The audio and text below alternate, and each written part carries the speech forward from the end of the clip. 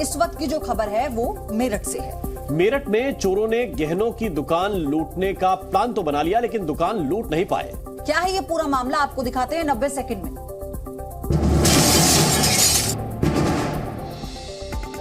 क्षेत्र के गढ़ रोड पर बनी इसी दुकान पर आने वाला एक खतरा टल गया। खतरा क्या था वो आप अगली तस्वीर में देखिए। इस दुकान को लूटने की पूरी प्लानिंग तैयार थी। चोरों ने सुरंग बनाकर दुकान को लूटने की पूरी योजना बना ली थी, लेकिन इससे पहले कि प्लानिंग सफल हो पाती उनकी साजिश का पता चल गया। हालांकि पुलिस के हाथ खाली हैं। न ही पता चल सका है कि चोरी की वारदात को कौन अंजाम देने वाला था और न ही चोर हाथ लगे हैं। किसी गैंग के द्वारा, जो प्रोफेशनल लग रहा है क्योंकि उसके पास से गैस कटर और सिलेंडर वगैरह बरामद हुए हैं, तो वो चीज़ें यहीं पे रखी हुई थी घर में। उसको देखा गया, फिर यहाँ पे टाइल हटा के देखा गया तो उसने सुरंग टाइप का बना रखा है जिसका टारगेट ज्वेलर्स की दुकान की तरफ जा रहा है। तो ऐसा प्रतीत होता है कि कोई गैंग इस तरह का एक्टिव है जो ज्वेलर्स को टारगेट कर सकता है। पुलिस इस घटना को पूरा स्वीकार कर रही है, चैलेंज के रूप में स्वीकार कर रही है और जल्दी इस घटना का अनावरण करेंगे। घटना के सामने आने के बाद तमाम व्यापारिक संगठन मौके पर पहुंच गए और पुलिस के खिलाफ जमकर नारेबाजी की। सबने ये कहा कि कोई घटना हुई नहीं है और जबकि फैंटम मौके पे मौजूद थी। रात की घटना थी, सुबह रात वाली फैंटम ने सुबह थाने को बता दिया, चौकी इंचार्ज को बता दिया।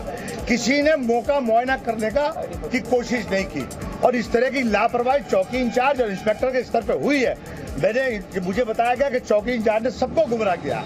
मैंने चौकी इंचार्ज के निलंबन की बात की है। अभी सीओ साहब ने मुझे कहा कि हमने उसको लाइन भेज दिया है।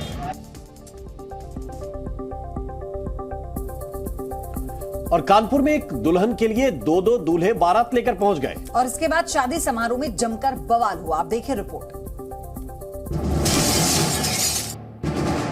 एक दुल्हन के लिए दो दूल्हों की बारात। एक दूल्हा अपने परिवार और रिश्तेदारों के साथ बारात लेकर पहुंचा था, तो वहीं दूसरे दूल्हे की बारात में शामिल थी यूपी पुलिस। इस दौरान जमकर हंगामा हुआ। ये हैरतअंगेज मामला है कानपुर देहात का।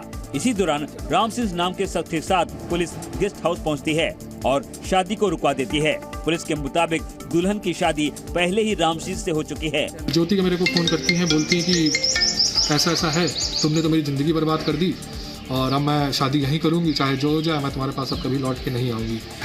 तो मैंने कहा ठीक है, मैं फ़ोन कर लेता हूँ, जो भी कार्यवाही है वो होगी। तो मैंने 112 पे कॉल किया, मैंने उनको सारी बातें बताई, तो वो उन्होंने जो भी स्टेप पुलिस ने शादी रुकवाई है। हाँ ठीक है, तो बारात तो वापस हो गई है, तो अब क्या आप लड़की का हाथ थामेंगे? मैं सर थामूंगा, क्योंकि मैंने पहले भी उनको वचन दिया था कि मैं थामूंगा और अभी भी थामूंगा। बताया जा रहा है कि दोनों आर्य समाज मंदिर में शादी कर चुके थे। वहीं दूसरे दूल्हे के पक्ष का आरोप है कि उनके साथ धोखा हुआ है। लड़की पहले ही शादी कर चुकी थी। जब लड़की खुद ही उसे घर वाले एक्सेप्ट करें कि उसने 21 तारीख कोर्ट मैरिज की है, 30 को हमारे यहाँ तिलक हुआ है, 27 को हमारे यहाँ बारात आ रही है, तो साहब कोई एक्सेप्ट कर पाएगा इस चीज़ को? अब आप लोग क्या करेंगे फिलहाल? अब हम तो चाहते हैं कि लड़की अपना जहाँ उसने कोर्ट मैरिज की, अगर वहाँ जाना चाहे अपना चली जाए। और जो है अब कोर्ट मैरिज की तो जाने की वजह से की होगी उसने। भारी हंगामे के बाद दुल्हन को पहले पति रामसिंह के साथ विदा कर दिया गया। अगली खबर उत्तर प्रदेश से ही है। माफिया के खिलाफ बुलडोजर कार्रवाई जारी है। अतीक अहमद के करीबी सफदर के घर को जमींदोज कर दिया गया है। प्रयागराज में उमेश पाल हत्याकांड के बाद इस मामले में जुड़े सभी आरोपियों पर सख्त एक्शन लिया जा रहा है। माफिया और बदमाशों पर सीएम योगी का बुलडोजर लगातार चल रहा है। प्रयागराज में गैंगस्टर अतीक अहमद के करीबी सफदर अली के मकान को प्रशासन ने जमींदोज कर दिया। आरोप है कि ये घर अवैध रूप से अतिक्रमण कर बनाया गया था। इस बीच अतीक अहमद के बेटे अली अहमद को जमानत पर छोड़ने से हाई कोर्ट ने इनकार कर दिया। कोर्ट ने कहा कि आरोपी खुद में भी माफिया डॉन है। इसके खिलाफ गन पॉइंट पर 5 करोड़ की फिरौती या कीमती जमीन लिखने से इनकार करने पर जान से मारने की धमकी देने के आरोप हैं। अतीक अहमद की पत्नी शाइस्ता परवीन ने पुलिस पर बेटों को अगवा करने का आरोप लगाया है। सीजेएम कोर्ट में शाइस्ता की अर्जी पर आज दोबारा सुनवाई होगी। वहीं बुलडोजर कार्रवाई पर समाजवादी पार्टी सांसद शफीकुर रहमान बर्क ने सवाल उठाए हैं। बर्क ने कहा कि कार्रवाई के बहाने मुसलमानों पर जुल्म हो रहा है।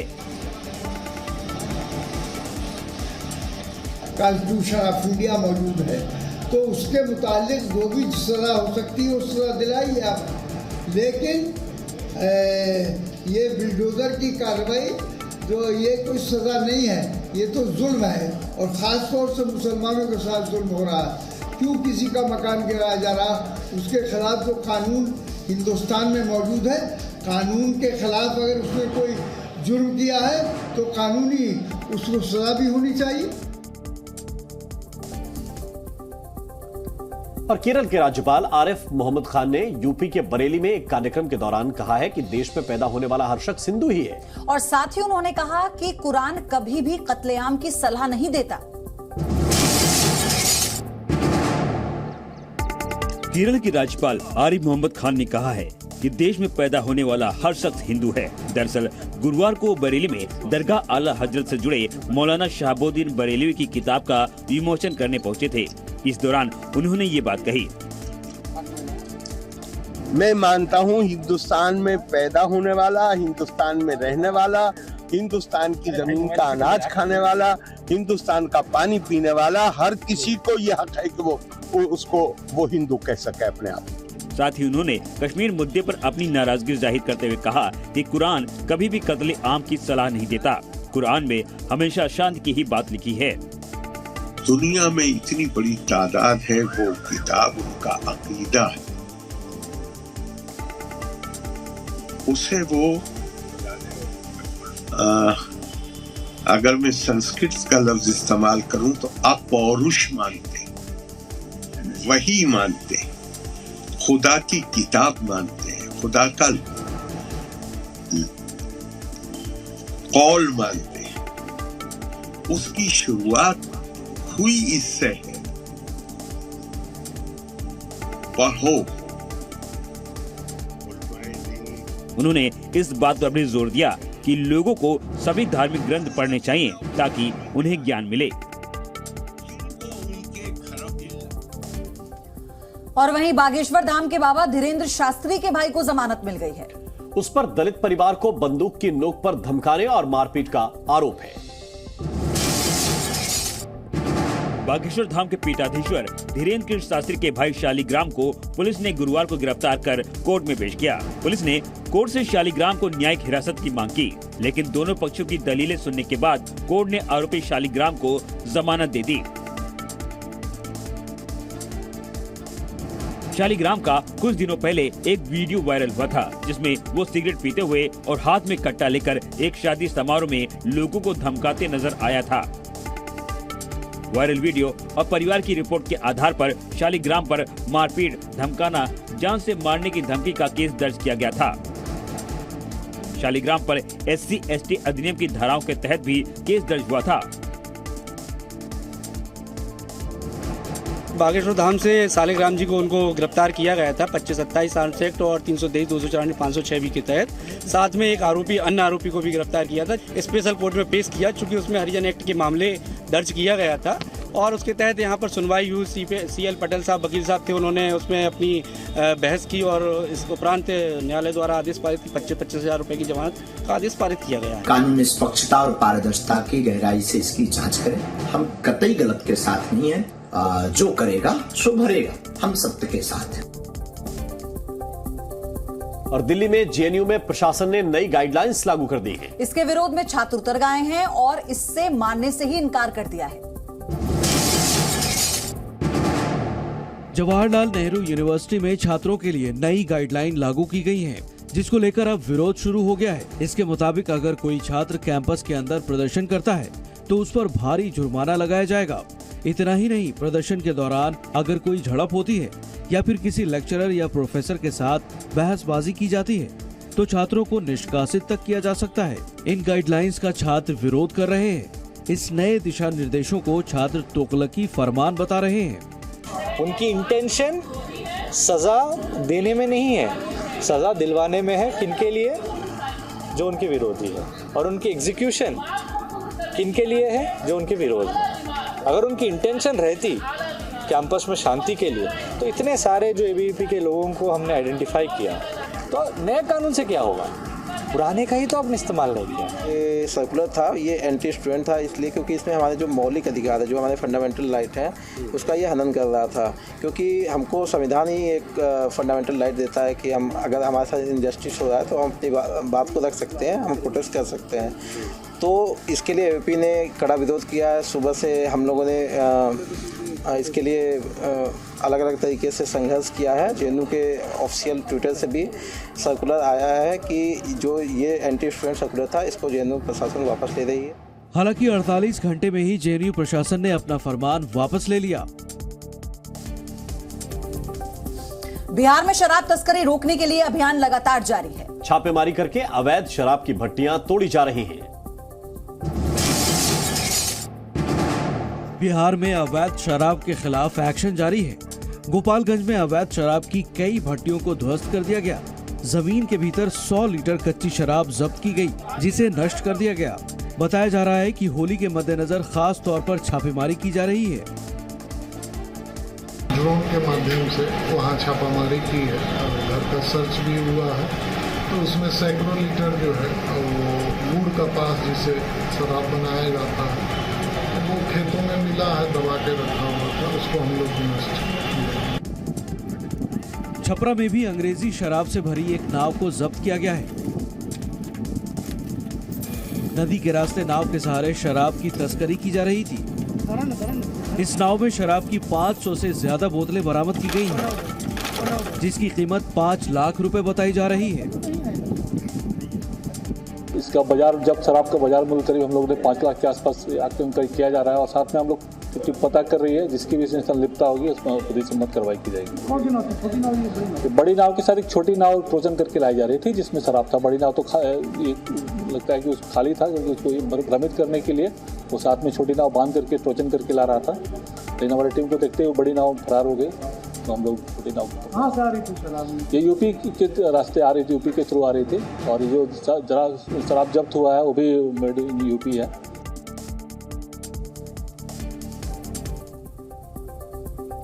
एआईएमआईएम के अध्यक्ष असदुद्दीन ओवैसी के भाई अकबरुद्दीन ओवैसी ने पीएम मोदी पर जो बयान दिया, उसे लेकर अब बीजेपी ने अकबरुद्दीन ओवैसी पर हमला किया है। रिपोर्ट देखिए। हमको एक ताकतवर वजीर आजम चाहिए। प्रधानमंत्री मोदी पर बयान देकर असदुद्दीन ओवैसी के भाई अकबरुद्दीन ओवैसी एक बार फिर बीजेपी के निशाने पर आ गए हैं। दरअसल अकबरुद्दीन ओवैसी ने पीएम मोदी पर तंज कसते हुए कहा कि वो एक एक्टर हैं। अरे भाई, हमको ना चाय चाहिए, ना चाय वाला चाहिए, ना चौकीदार की सीटी चाहिए, ना चौकीदार की टोपी चाहिए। हमको ना फकीर चाहिए, ना फकीर का थैला चाहिए। हमको एक ताकतवर वजीर आजम चाहिए। वो एक ताकतवर वजीर आजम दे दो। अकबरुद्दीन के इस बयान को लेकर बीजेपी ने पलटवार किया है। ये देशद्रोही व्यक्ति है, ये बर्दाश्त नहीं कर सकता। हमारे देश के प्रधानमंत्री को बाहर से आकर कोई तारीफ करता है तो हमें गौरव लगना चाहिए, उसमें राजनीति कहाँ है।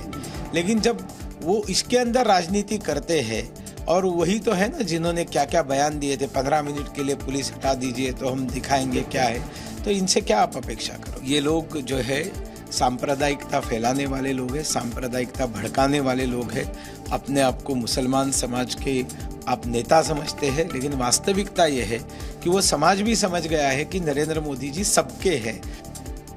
ये पहली बार नहीं कि जब अकबरुद्दीन ने बीजेपी और पीएम को लेकर विवादित बयान दिया है। रूस यूक्रेन युद्ध शुरू होने के बाद पहली बार भारत में रूस अमेरिका के विदेश मंत्रियों की बात हुई है, लेकिन दोनों के बीच कोई द्विपक्षीय वार्ता नहीं हुई है। रूस और यूक्रेन युद्ध के बीच अमेरिकी विदेश मंत्री एंटनी ब्लिंकन और रूस के विदेश मंत्री सर्गेई लावरोव में दिल्ली में कुछ समय के लिए मुलाकात हुई। G20 सम्मेलन के मौके पर दोनों में करीब 10 मिनट तक बातचीत हुई। इस दौरान ब्लिंकन ने लावरोव को बताया कि अमेरिका युद्ध में यूक्रेन को समर्थन करना जारी रखेगा। ब्लिंकन ने कहा कि रूस को न्यू स्टार्ट परमाणु संधि स्थगित करने का फैसला वापस लेना चाहिए। I urge Russia to reverse its irresponsible decision and return to implementing the New START treaty, which places verifiable limits on the nuclear arsenals of the United States and the Russian Federation. Mutual compliance is in the interest of both our countries. It's also what people around the world expect from us as nuclear powers. I told the foreign minister that no matter what else is happening in the world or in our relationship, the United States will always be ready to engage and act on strategic arms control, just as the United States and the Soviet Union did even at the height of the Cold War.